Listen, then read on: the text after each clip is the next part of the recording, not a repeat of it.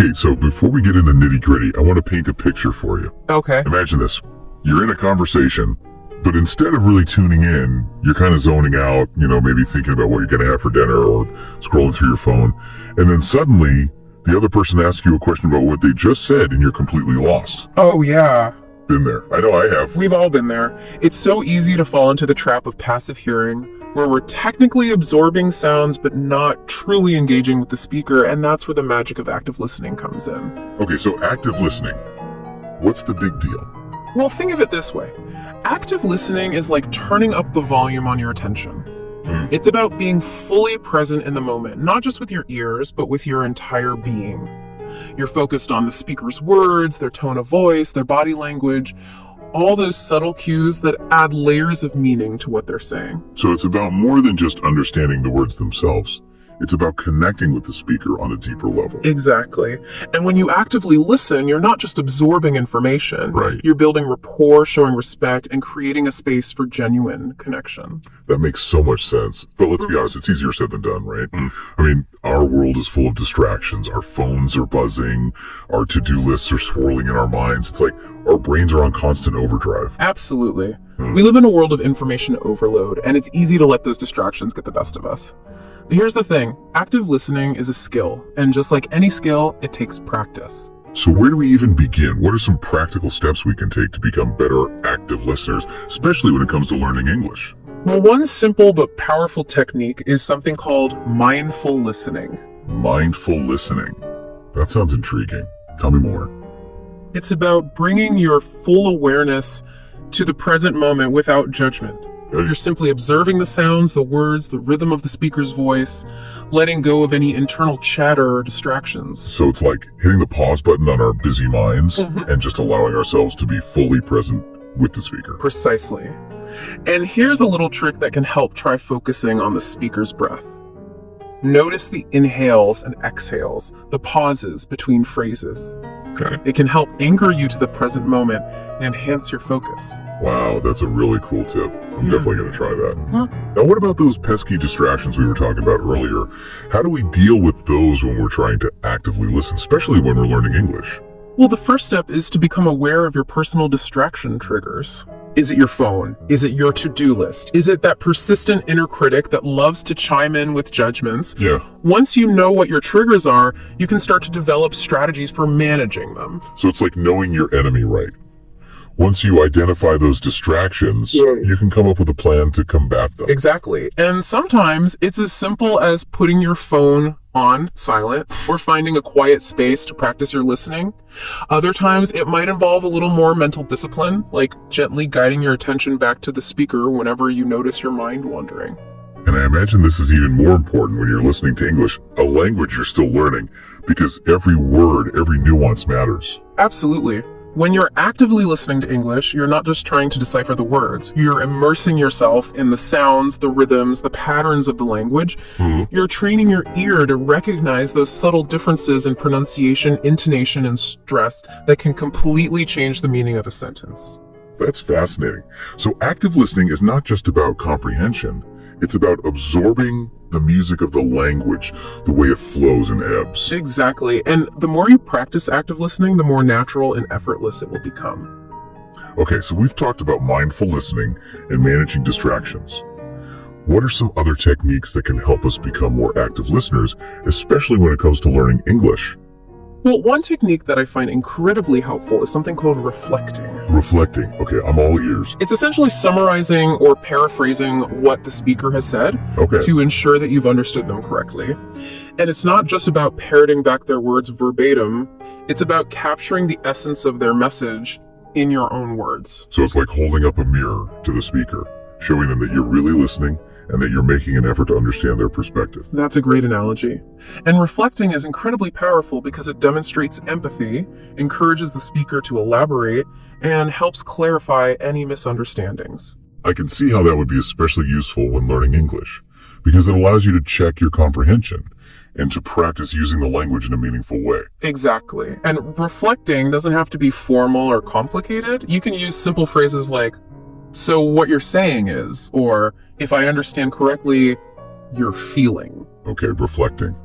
Got it. Now let's talk about another challenge that comes with learning English. Different accents. It's amazing how much the same language can sound completely different depending on where someone's from. It's true. English is spoken all over the world, and there are countless regional accents and dialects, each with its own unique pronunciation patterns and even vocabulary. So how can we train our ears to understand all those different accents? Well, the key is exposure. The more you listen to different accents, the more familiar your ear will become with the subtle variations in pronunciation and intonation. So it's like anything else, practice makes perfect. Exactly. And the great thing is, there are so many resources available for listening to different English accents. You can watch movies and TV shows from different English-speaking countries, listen to podcasts hosted by people from various backgrounds, and even use language learning apps that offer accent training exercises. And I imagine that being able to understand different accents is crucial for effective communication, not just for learning English, but also for navigating our increasingly interconnected world. Absolutely. Being able to communicate with people from diverse linguistic backgrounds is a valuable skill in today's globalized society. And active listening, combined with exposure to different accents, can help you bridge those linguistic gaps and build stronger connections with people from all over the world. Now, what about nonverbal cues? How do those play into active listening, especially when it comes to learning English? Nonverbal cues are a fascinating aspect of communication, and they can often convey more meaning than words themselves. It's like that saying, actions speak louder than words. Exactly. And when you're actively listening, you're paying attention to the speaker's entire communication package. Their words, their tone of voice, their facial expressions, their body language. Right. All of these elements work together to create a tapestry of meaning. So it's about tuning into those subtle signals that can reveal a lot about the speaker's emotions, intentions, and even their cultural background. Precisely. And when it comes to learning English, paying attention to nonverbal cues can be incredibly helpful because they can often provide context and clarification for the spoken words. So even if you don't understand every single word, you can still get a sense of the overall message by paying attention to the speaker's nonverbal communication. That's right. And the more you practice observing nonverbal cues, the more tuned you'll become to the subtle nuances of human communication. Okay, so we've covered a lot of ground here. Mindful listening, reflecting, managing distractions, understanding different accents, and tuning in to nonverbal cues. It's amazing how much goes into active listening. It's true. Active listening is a multifaceted skill that involves our minds, our bodies, and our hearts. And it's a skill that can be learned and developed with practice. And I think it's a skill that's absolutely essential for anyone who wants to learn English effectively and to connect with others on a deeper level. I couldn't agree more. Active listening is the foundation of meaningful communication, and it's a gift we can give ourselves and others. Now, before we wrap up this part of our deep dive, I want to challenge you, dear listener, to put some of these active listening techniques into practice in your everyday life. Pay attention to your own listening habits. Notice how you respond in conversations. And see if you can identify areas where you could be a more active and engaged listener. You might be surprised by what you discover about yourself and the people around you. Now, before we move on, I want to delve into another powerful technique that can be particularly helpful for English learners. Shadowing. Shadowing? That sounds interesting. What exactly is shadowing? Imagine this. You're listening to a recording of a native English speaker, and as you listen, you try to imitate their speech as closely as possible, almost like you're their shadow. You're mimicking their pronunciation, their intonation, their rhythm, everything. So it's like becoming a vocal chameleon. That's a great way to put it. And while it might sound a bit strange at first, shadowing is an incredibly effective technique for improving your pronunciation, fluency, and overall listening comprehension. Okay, I'm intrigued. How does shadowing actually work? Well, first you need to choose a recording of a native English speaker that you find interesting and engaging. It could be a podcast, an audiobook, a TED Talk, or even a scene from a movie or TV show. And I imagine it's helpful to choose a recording that has a transcript available so you can follow along with the words as you listen. Absolutely. That way, if you hear a word or phrase that you're not sure about, you can easily look it up and check the pronunciation. So once you've chosen your recording and you have the transcript handy, what's the next step? Start by listening to a short segment of the recording, maybe a sentence or two at a time. Really focus on the speaker's pronunciation and intonation. So it's not just about repeating the words, but about embodying the speaker's voice and style. Exactly. Try to match their rhythm, their pauses, their emphasis, all those subtle elements that contribute to their unique way of speaking. Then pause the recording and try to repeat what you just heard, imitating the speaker as closely as possible. And it's okay if you don't get it perfect the first time. It's all about practice and repetition. Absolutely. And as you become more comfortable, you can gradually increase the length of the segments you're shadowing. And eventually you'll be able to shadow entire conversations or even speeches. It's a powerful technique, and the more you practice it, the more you'll notice improvements in your own pronunciation, fluency, and overall listening comprehension. Now, what about those times when we're trying to actively listen, but our minds just won't cooperate? It's like our thoughts are on a runaway train, and we can't seem to get them back on track. Ah, yes, the wandering mind. It's something we all experience, and it can be especially frustrating when we're trying to focus on listening to English. Yeah. But here's the good news. There are techniques we can use to tame that runaway train and bring our attention back to the present moment. So what are some of those mind-taming techniques? Well, one technique that's particularly helpful is called anchoring. It's about finding a sensory cue that you can use to ground yourself in the present moment whenever you notice your mind drifting. So it's like creating a mental anchor that keeps you from floating away into the sea of distractions. Exactly. And this anchor can be anything that brings your attention back to your senses. The feeling of your feet on the floor, the coolness of your breath as you inhale, the sound of the speaker's voice. So whenever you feel your mind wandering, you can simply focus on that anchor for a few moments until you feel more grounded and present. Exactly. And the more you practice anchoring, the easier it will become to redirect your attention and to stay focused on the speaker's message. That's a really helpful technique. I can see how that could be useful for anyone who's trying to improve their listening skills, not just for learning English. Absolutely. Anchoring is a valuable tool for anyone who wants to cultivate greater presence and focus in their daily life. I feel like we've already uncovered so much about the power of active listening, and we've only just scratched the surface. It's true. There's so much more to explore, and I'm excited to continue our deep dive into the world of listening in our next episode. I can't wait. Now, dear listener, before we move on, I want to leave you with a little challenge. Pay attention to how you listen in your everyday life. Notice those moments when your mind starts to wander. And see if you can use some of the techniques we've discussed today to gently guide your attention back to the present moment. I think you'll be amazed by how even small shifts in your listening habits can make a big difference in your understanding of the world and your connections with the people around you.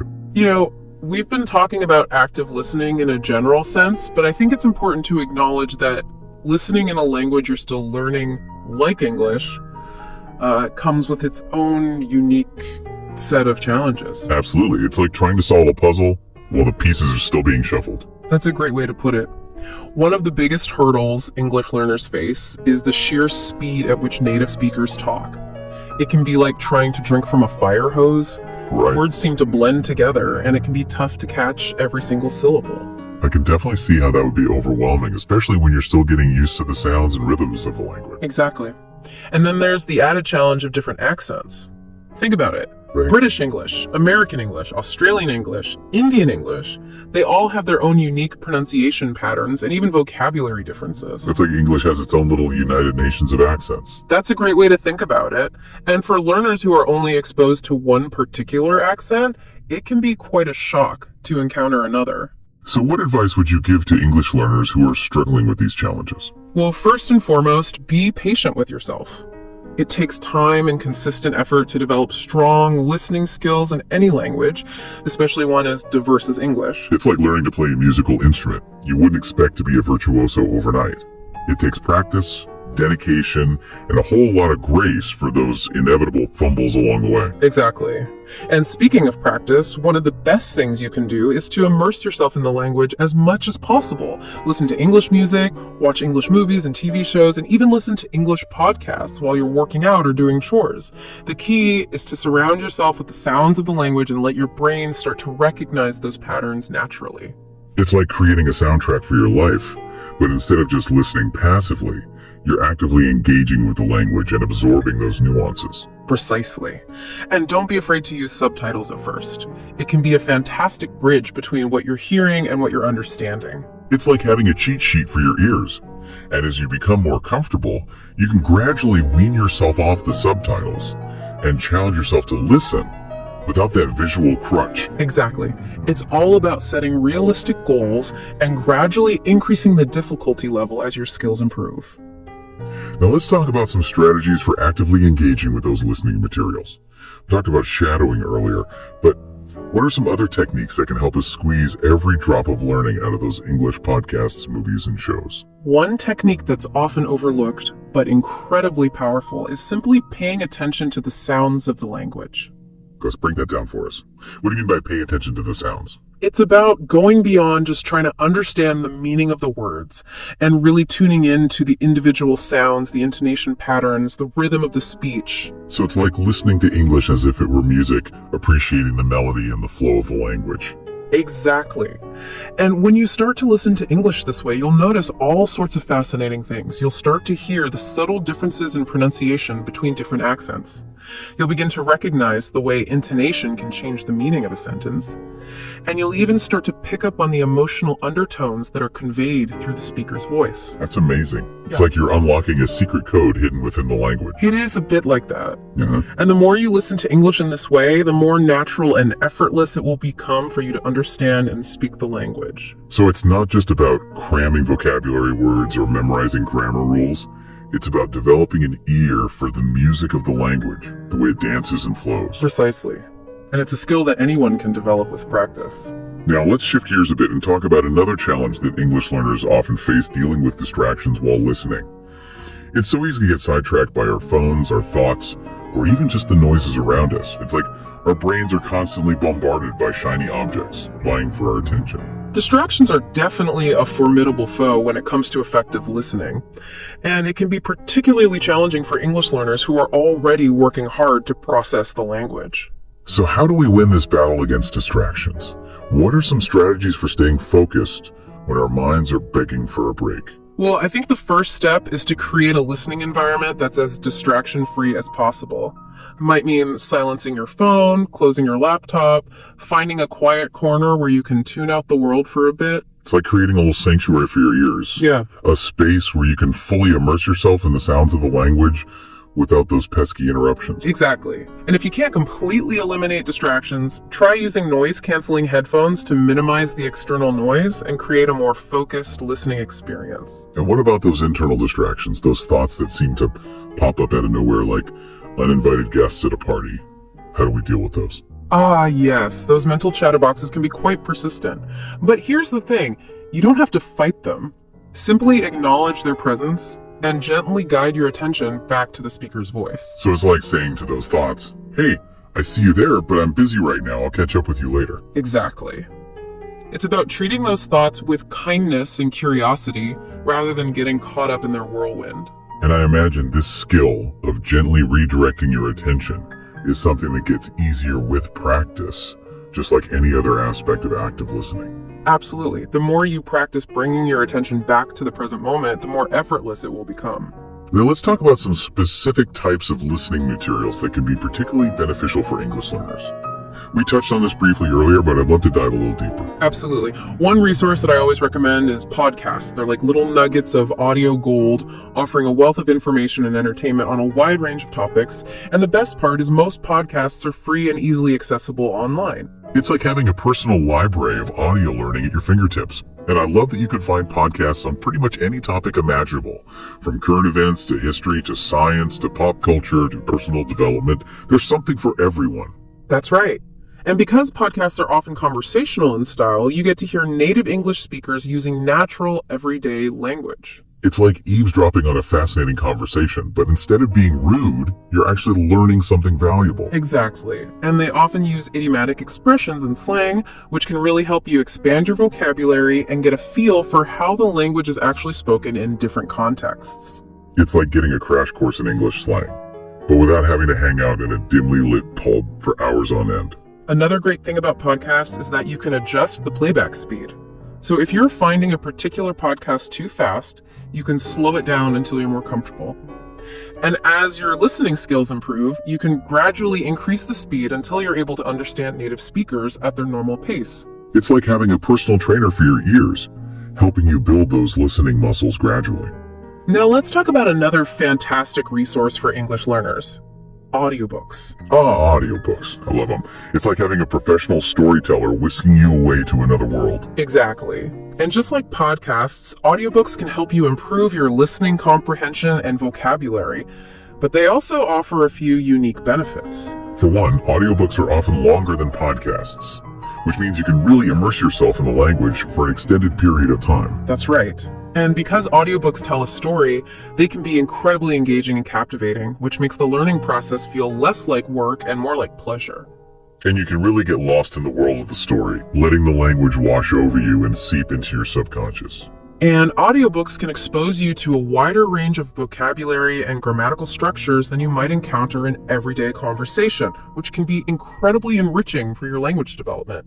And if you're someone who loves to read, but you struggle to find the time, audiobooks can be a great way to fit more literature into your busy life. You can listen to an audiobook while you're commuting, working out, doing chores, or even just relaxing at home. Exactly. It's like multitasking for your brain. And just like with podcasts, you can adjust the playback speed of audiobooks to match your listening comprehension level. Now we can't forget about YouTube. It's become such a ubiquitous part of our lives, and it's also a treasure trove of authentic English content. Oh, absolutely. YouTube is a goldmine for English learners. You can find everything from music videos and movie trailers to educational videos, vlogs, comedy sketches, and even full-length documentaries. And just like with podcasts and audiobooks, you can find YouTube videos on literally any topic that interests you. It's like having access to an endless library of video content all in English. Yeah. And what I love about YouTube is that it's so visually engaging. You're not just listening to the language, you're also seeing it in action, which can be incredibly helpful for understanding context and picking up on nonverbal cues. That's a great point. And many YouTube videos have subtitles available, which can be a huge help for English learners, especially at the beginning stages. It's like having a safety net for your ears, knowing that you can always glance at the subtitles if you miss a word or phrase. And you can even slow down the playback speed of YouTube videos to make them easier to understand. I love that feature. Yeah. It's like having a remote control for the speed of the language, allowing you to adjust it to your comfort level. And one of the things that makes YouTube so unique is that it's incredibly interactive.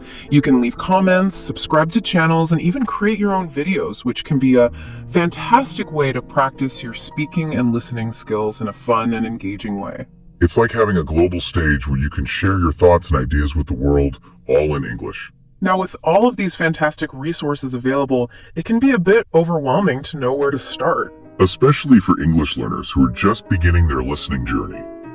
What advice would you give them for choosing the right materials for their level and interests? One important tip is to start with materials that are slightly below your current level of English. You want to challenge yourself without getting frustrated. If you're constantly having to pause the recording and look up words, it can become demotivating. It's like trying to run a marathon before you've learned to walk. You're setting yourself up for exhaustion and disappointment. Exactly. So choose materials that you can understand about 70-80% of the time without having to stop. And as your listening skills improve, you can gradually increase the difficulty level. It's like leveling up in a video game, slowly but surely gaining those listening superpowers. And another crucial tip is to choose materials that are genuinely interesting to you. If you're bored by the topic, you're less likely to pay attention and absorb the information. Yeah, it's like trying to force yourself to eat broccoli when all you really want is pizza. It's just not going to be a pleasurable experience. So think about your hobbies, your interests, your passions. There are bound to be podcasts, audiobooks, and YouTube videos out there that align with your interests, making the learning process feel less like a chore and more like a joyride. And don't be afraid to experiment with different types of listening materials. You might be surprised by what you discover. Maybe you thought you hated history, but then you stumble upon a podcast that brings the past to life in a way you never imagined.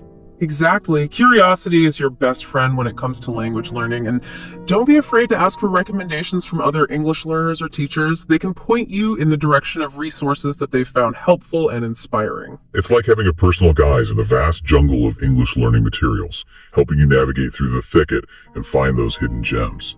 Now, before we move on to our final section, I want to touch on a skill that's closely intertwined with listening, and that's pronunciation. Pronunciation. That elusive beast that can make or break your ability to be understood in English. What are some tips for taming this beast and improving our pronunciation? Well, one of the most effective techniques is to pay close attention to the way native speakers pronounce words.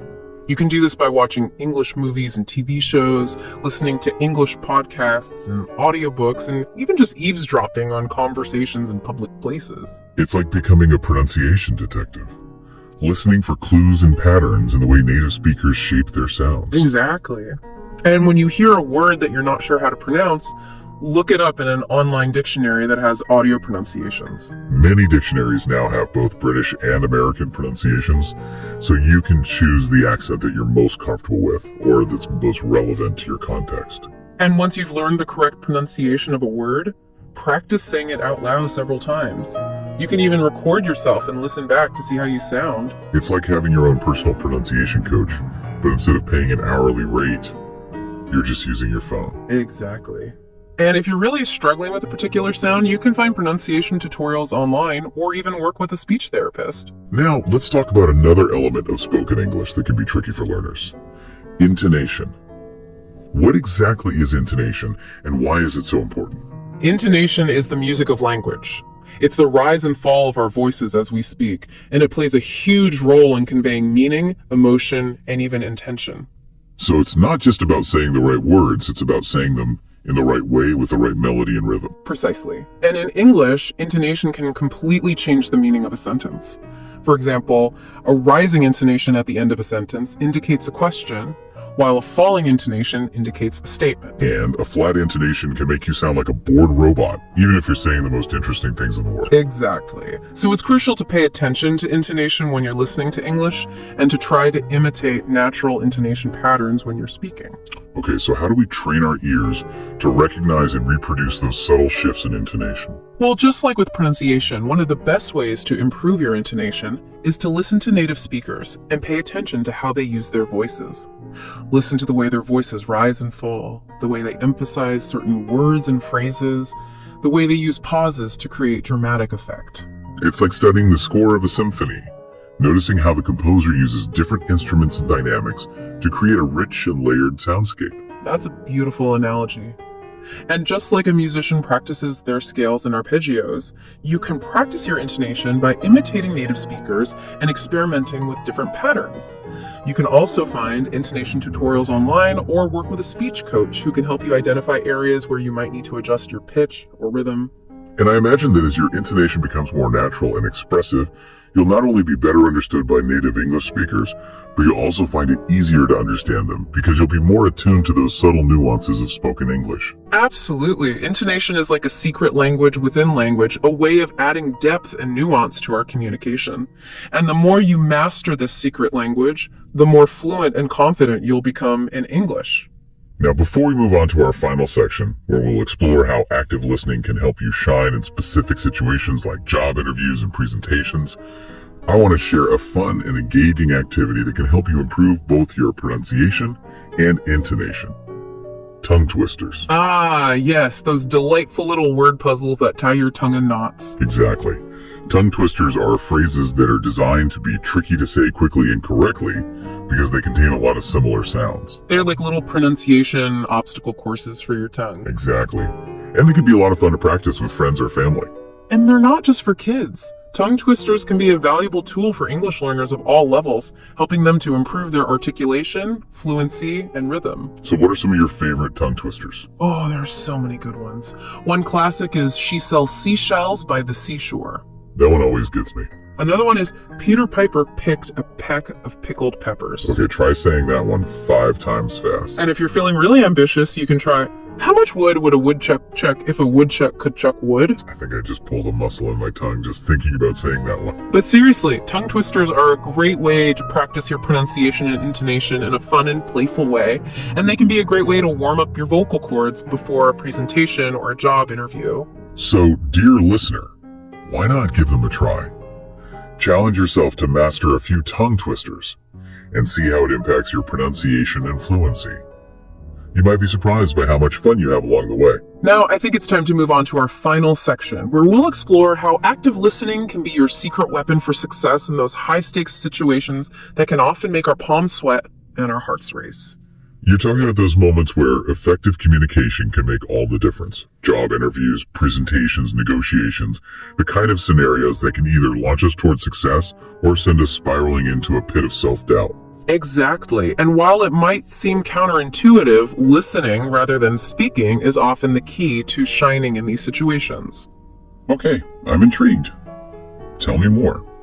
How can listening, that seemingly passive act, actually help us stand out and succeed in those high-pressure moments? Those are powerful questions to reflect on, and I think the answers might surprise us. I agree, because I have a feeling that many of us underestimate the profound impact listening can have on our lives, not just in terms of learning English, but also in terms of how we connect with the world and the people around us. It's true, we often think of communication as being all about speaking, about expressing ourselves, about getting our point across. But what if true communication starts with listening? What if by truly listening to others, we open ourselves up to a whole new world of understanding, empathy, and connection? It's a radical idea, isn't it, to shift our focus from speaking to listening, from broadcasting to receiving. But I think it's an idea worth exploring, because when we truly listen, we're not just absorbing information, we're creating a space for the other person to feel heard, to feel seen, to feel valued. And that feeling of being heard, of being understood, is a powerful thing. It can build bridges, mend relationships, and even spark new ideas and collaborations.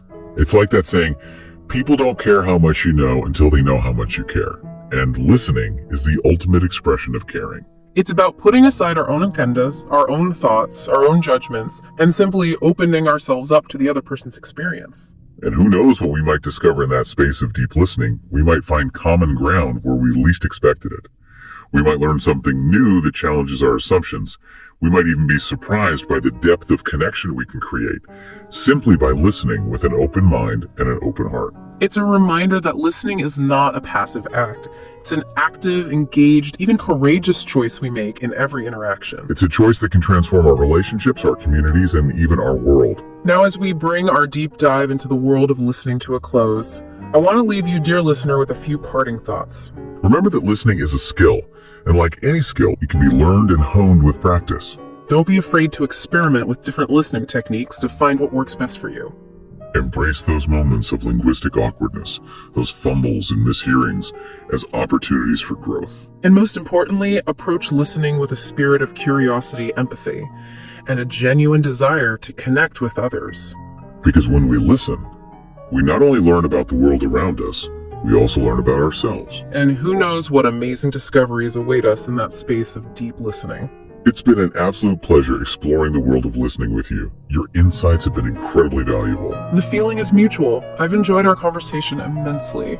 And to you, dear listener, thank you for joining us on this deep dive. We hope you've gained some valuable insights and practical tips that you can apply in your own life. Until next time, keep those ears open, those minds engaged, and those hearts receptive. Happy listening.